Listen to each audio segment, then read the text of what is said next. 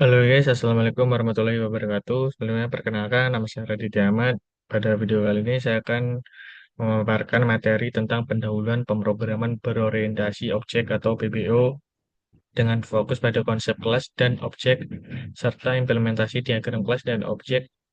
Harapannya setelah presentasi ini kita semua lebih memahami prinsip dasar dari PBO.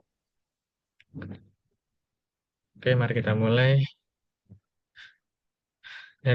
Berikut adalah agenda yang akan kita bahas. Ini kita akan melihat apa itu pemrograman berorientasi objek, lalu kita akan masuk ke konsep dasar kelas dan objek, kemudian memahami visualisasi struktur kelas dengan slide, dengan single kelas, diagram, dan objek diagram. Terakhir, kita akan membahas sebuah contoh kasus dan memperjelas materi. Pendahuluan pemrograman berorientasi objek atau PBO adalah sebuah paradigma yang memodelkan objek dunia nyata dalam pemrograman. Dalam PBO, objek memiliki data atau atribut, serta fungsi atau metode yang dapat dijalankan. Pendekatan ini berbeda dengan pemrograman prosedural, karena PBO memisahkan data dan perilaku ke dalam unit yang lebih terstruktur. Yang manfaat PBO. Manfaat dari PBO sangat banyak. Yang pertama, PBO meningkatkan modularitas dengan memecah program menjadi bagian-bagian lebih kecil, yaitu kelas. Selain itu, dengan inherit inheritance, kita bisa menggunakan kembali kode yang sudah ada sehingga menghemat waktu. PBO juga memudahkan perawatan kode dan memungkinkan kita melindungi data dengan encapsulation, yaitu menyembunyikan detail implementasi dari pengguna luar. Kemudian konsep kelas dan objek.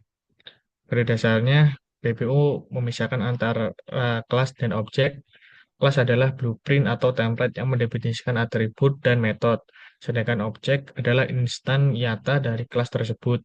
Sebagai contoh, kita bisa memiliki kelas mobil dan objek dari kelas bisa berupa mobil satu atau mobil dua dengan karakteristik yang berbeda.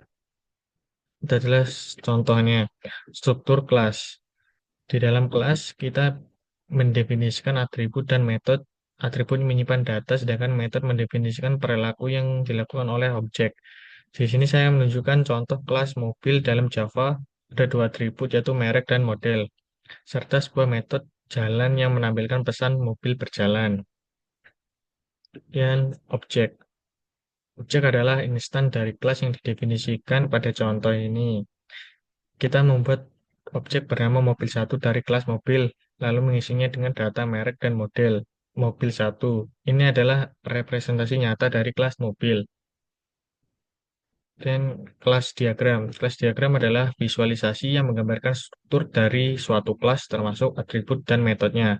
Pada contoh ini kita memiliki kelas mobil dengan dua atribut yaitu merek dan model, serta sebuah metode jalan. Kelas diagram membantu kita memahami hubungan antara bagian dalam kelas. Dan objek diagram. Objek diagram menunjukkan instan dari kelas pada saat tertentu, lengkap dengan nilai atributnya. Pada objek diagram ini, kita menggambarkan objek mobil satu dengan atribut merek bernilai Toyota dan model Fortuner. Ini membantu kita memvisualisasikan bagaimana data tersimpan di dalam objek. Inilah contoh kasus mobil. Untuk memperjelas, mari kita lihat sebuah contoh kasus. Kita memiliki kelas mobil dengan atribut merek dan model serta metode jalan. Objek mobil satu adalah instan dari kelas ini dengan merek Toyota dan mobil Fortuner. Diagram-diagram ini memvisualisasikan struktur dari kelas dan nilai objek yang dihasilkan. Oke, kesimpulan dari materi ini tadi adalah sebagai kesimpulan, pemrograman berorientasi objek memodelkan entitas dunia nyata ke dalam bentuk kelas dan objek. Kelas bertindak sebagai blueprint, sementara objek adalah representasi nyata.